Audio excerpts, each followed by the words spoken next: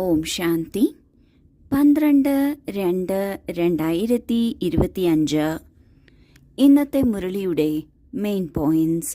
മധുരമായ കുട്ടികളെ, നിങ്ങൾ വളരെ വലിയ ആഭരണ വ്യാപാരികളാണ്. നിങ്ങൾ അവിനാശി ജ്ഞാനരത്നങ്ങളാകുന്ന ആഭരണങ്ങൾ നൽകി എല്ലാവരെയും ധനികരാക്കി മാറ്റണം. ധനികൻ, സമ്പന്നൻ എന്ന് ആരെയാണ് പറയുന്നത്? സ്ഥൂലമായ ധനമുള്ളവരെയും പറയും. എന്നാൽ എല്ലാ തരത്തിലുള്ള ഐശ്വര്യമുള്ളവരെയും സമ്പന്നനെന്നും ധനികനെന്നും പറയും. അങ്ങനെയുള്ള ധനികരായി മാറുന്നതിന് നമ്മുടെ അടുക്കൽ അവിനാശി ജ്ഞാനരത്നങ്ങൾ ഉണ്ടായിരിക്കണം. ഈ ജ്ഞാനരത്നങ്ങൾ എന്നത് വരുമാന മാർഗമാണ്. ജ്ഞാനരത്നങ്ങളിലൂടെയാണ് നമുക്ക് വിവേകം ഉണ്ടാകുന്നത്. വിവേകമുണ്ട് എങ്കിൽ നമുക്ക് നമ്മുടെ ഭാഗ്യം ഉയർന്നതാക്കി മാറ്റാം. ആരാണോ തന്റെ സ്വന്തം ഭാഗ്യം ഉയർന്നതാക്കി മാറ്റുന്നത്, അവർക്കാണ് മറ്റുള്ളവരുടെയും ഭാഗ്യമുണ്ടാക്കാൻ സാധിക്കുന്നത്. അതിനാൽ ഇന്ന് ബാബ പറയുകയാണ്, നമ്മൾ ഓരോ കുട്ടികളും വളരെ വലിയ ആഭരണ വ്യാപാരികളാണ്. നമ്മൾ മറ്റുള്ളവർക്ക് അവിനാശി ജ്ഞാനരത്നങ്ങൾ കൊടുത്ത് മറ്റുള്ളവരെയും സമ്പന്നരാക്കി മാറ്റണം. ചോദ്യം: തന്റെ ജീവിതത്തെ വജ്രസമാനമാക്കുന്നതിന് ഏത് കാര്യത്തിൽ വളരെ വളരെ ശ്രദ്ധ ആവശ്യമാണ്? ഉത്തരം: കൂട്ടുകെട്ടിന്റെ. കുട്ടികൾ കൂട്ടുകൂടേണ്ടത് നന്നായി പെയ്യുന്നവരുമായി ആണ്. ആര് പെയ്യുന്നില്ലയോ അവരുടെ കൂട്ടുകെട്ട് വെച്ച് എന്താണ് ലാഭം? കൂട്ടുകെട്ടിന്റെ ദോഷം വളരെ ബാധിക്കുന്നു. ചിലരുടെ കൂട്ടുകെട്ടിലൂടെ വജ്രസമാനമായി തീരുന്നു. ചിലർ പിന്നെ കൂട്ടുകെട്ടിൽപ്പെട്ട് കല്ലിന് സമാനമായി തീരുന്നു. ആര് ജ്ഞാനിയായിരിക്കുമോ അവർ തീർച്ചയായും തനിക്ക് സമാനമാക്കിയെടുക്കും. കൂട്ടുകെട്ടിൽ സൂക്ഷിക്കും. ആരാണോ വജ്രസമാനമാകണം എന്ന ലക്ഷ്യം വെച്ചിട്ടുള്ളത്, അവർ ഏറ്റവും അധികം സൂക്ഷിക്കേണ്ടത് അവരുടെ കൂട്ടുകെട്ടാണ്. കാരണം ഒരുപക്ഷെ നമുക്ക് നമ്മുടെ മേൽ നല്ല വിശ്വാസമുണ്ടായിരിക്കാം. നമ്മളുടെ ഗുണങ്ങളുടെ മേലിലും പുരുഷാർത്ഥത്തിലും വിശ്വാസമുണ്ടായിരിക്കാം. എന്നിരുന്നാലും മോശമായ കൂട്ടുകെട്ടാണ് എങ്കിൽ അത് തീർച്ചയായും നമ്മെ ബാധിക്കും. നമ്മുടെ പുരുഷാർത്ഥത്തെയും നമ്മുടെ തപസ്സിനെയും നെഗറ്റീവായി പ്രഭാവം ചെലുത്താൻ സംഘദോഷത്തിന് സാധിക്കും. നാം ഒരു കൂട്ടുകെട്ടിൽ വരുന്നത് നമ്മുടെ സ്വന്തം ഉയർച്ചയ്ക്ക് വേണ്ടിയിട്ടാണ്. അതിനാൽ ആരുമായി കൂട്ടുകൂടുന്നു എന്നത് നന്നായി ശ്രദ്ധിക്കണം. തീർച്ചയായും ആരാണോ നല്ല സേവനം ചെയ്യുന്നത്, നന്നായി ധാരണ ചെയ്യുന്നത്, നന്നായി ജ്ഞാനം മനസ്സിലാക്കുന്നത്, യോഗം ചെയ്യുന്നത്, അവരുമായിട്ടായിരിക്കണം കൂട്ടുകൂടേണ്ടത്. ആരാണോ സ്വയം വജ്രസമാനമാകുന്നത്, അങ്ങനെയുള്ളവരുടെ കൂട്ടുകൂടുന്നതിലൂടെ നമ്മളും വജ്രസമാനമായി തീരുന്നു. അല്ലാത്ത പക്ഷം നമ്മളിലും പലതരത്തിലുള്ള പ്രഭാവം ചെലുത്താൻ സംഘദോഷത്തിന് സാധിക്കും. മോശമായ കൂട്ടുകെട്ടിന് സാധിക്കും. ആരിലാണോ ജ്ഞാനമുള്ളത് അവർ തീർച്ചയായും മറ്റുള്ളവരെയും തനിക്ക് സമാനമാക്കും.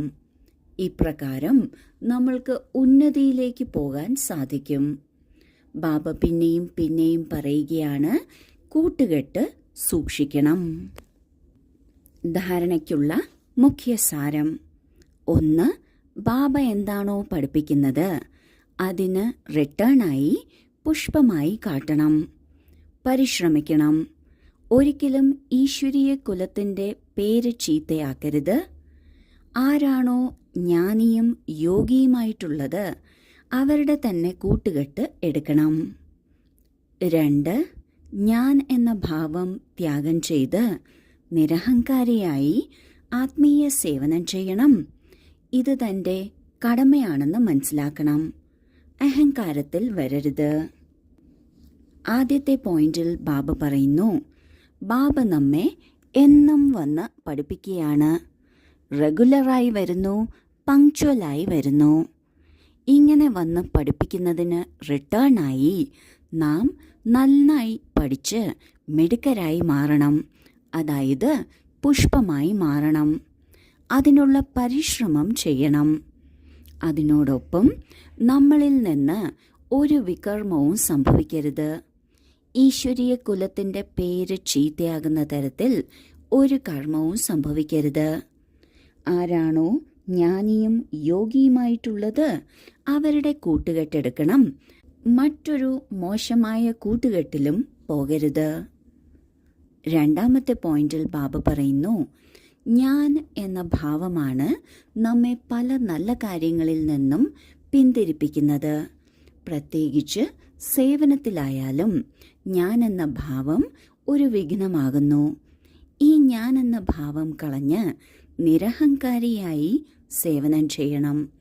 ഇത് നമ്മുടെ കടമയാണ്. ഒരിക്കലും അഹങ്കാരത്തിന് മുൻതൂക്കം കൊടുക്കരുത്.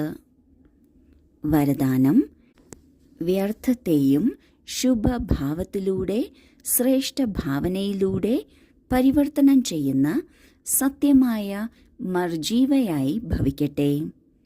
ബാബ് ദാദയുടെ ശ്രീമത്താണ് കുട്ടികളെ വ്യർത്ഥ കാര്യങ്ങൾ കേൾക്കരുത്, കേൾപ്പിക്കരുത്, ചിന്തിക്കരുത്. സദാ ശുഭഭാവനയോടെ ചിന്തിക്കൂ, ശുഭ വാക്കുകൾ സംസാരിക്കൂ. വ്യർത്ഥത്തെയും ശുഭഭാവനയോടെ കേൾക്കൂ. ശുഭചിന്തകരായി വാക്കുകളിലെ ഭാവം പരിവർത്തനപ്പെടുത്തൂ. സദാ ഭാവവും ഭാവനയും ശ്രേഷ്ഠമാക്കി വയ്ക്കൂ. സ്വയത്തെ പരിവർത്തനം ചെയ്യൂ. അല്ലാതെ മറ്റുള്ളവരെ പരിവർത്തനം ചെയ്യണം എന്ന് ചിന്തിക്കാതിരിക്കൂ. സ്വയത്തിന്റെ പരിവർത്തനം തന്നെയാണ് അന്യരുടെയും പരിവർത്തനം. ഇതിലാണ് ആദ്യം ഞാൻ എന്ന് വരേണ്ടത്. ഇപ്രകാരം മർജീവ ആകുന്നതിൽ തന്നെയാണ് രസമുള്ളത്. ഇതിനെ തന്നെയാണ് മഹാബലി എന്ന് പറയുന്നത്. ഇതിൽ സന്തോഷത്തോടെ മരിക്കൂ. ഈ മരിക്കുന്നത് തന്നെയാണ് ജീവിക്കുന്നത്. ഇത് തന്നെയാണ് സത്യമായ ജീവദാനം. എങ്ങനെയാണോ ബാബ അതുപോലെ ആയിരിക്കണം നമ്മൾ ആത്മാക്കളും. സദാ ശുഭഭാവനയോടെ ചിന്തിക്കണം, സംസാരിക്കണം. എന്തെങ്കിലും കാരണവശാൽ ഉത്തരവാദിത്വം കാരണം വ്യർത്ഥം കേൾക്കേണ്ടി വന്നാലും ശുഭഭാവത്തോടെ കേൾക്കണം. ശുഭചിന്തകരായി വാക്കുകൾ മാറ്റി ശുഭഭാവനയുടെ വാക്കുകളിലേക്ക് പരിവർത്തനം ചെയ്യണം. മറ്റുള്ളവർ പരിവർത്തനം ചെയ്യട്ടെ, ഞാൻ എന്നിട്ട് പരിവർത്തനം ചെയ്യാം എന്നല്ല. പരിവർത്തനത്തിൽ ഞാൻ ആദ്യം എന്നത് മുന്നിൽ വയ്ക്കണം. ഇതിലൂടെ നാം മർജീവ ആയിത്തീരുന്നു. ഇതുതന്നെയാണ് രസകരമായ ജീവിതം. ഇതിനെയാണ് മഹാബലി എന്ന് പറയുന്നത്. സ്ലോഗൻ: സങ്കല്പങ്ങളുടെ ഏകാഗ്രത ശ്രേഷ്ഠ പരിവർത്തനത്തിൽ ഫാസ്റ്റ് ഗതി കൊണ്ടുവരുന്നു. സങ്കല്പങ്ങളുടെ ഏകാഗ്രത എന്നാൽ നാം എപ്പോൾ ആഗ്രഹിക്കുന്നുവോ, ഏത് കാര്യത്തെക്കുറിച്ച് ചിന്തിക്കണമെന്ന് ആഗ്രഹിക്കുന്നുവോ ആ കാര്യത്തെക്കുറിച്ച് മാത്രം ചിന്തിക്കുക. ഒരു ബാബയുടെ ഓർമ്മയിലിരിക്കാൻ ആഗ്രഹിക്കുന്നുവെങ്കിൽ ബാബയിൽ തന്നെ ഓർമ്മ തുടങ്ങുക, ബാബയിൽ തന്നെ ഓർമ്മ അവസാനിപ്പിക്കുക. അതുപോലെ ഇടയിലും ബാബയെ തന്നെ ഓർമ്മിക്കുക. ഇതിനെയാണ് ഏകാഗ്രത എന്ന് പറയുന്നത്. ഇങ്ങനെയുള്ള ഏകാഗ്രത ഉണ്ട് എങ്കിൽ പരിവർത്തനം കൊണ്ടുവരുന്നതിൽ വേഗത കൊണ്ടുവരാൻ സാധിക്കും. ഓം ശാന്തി.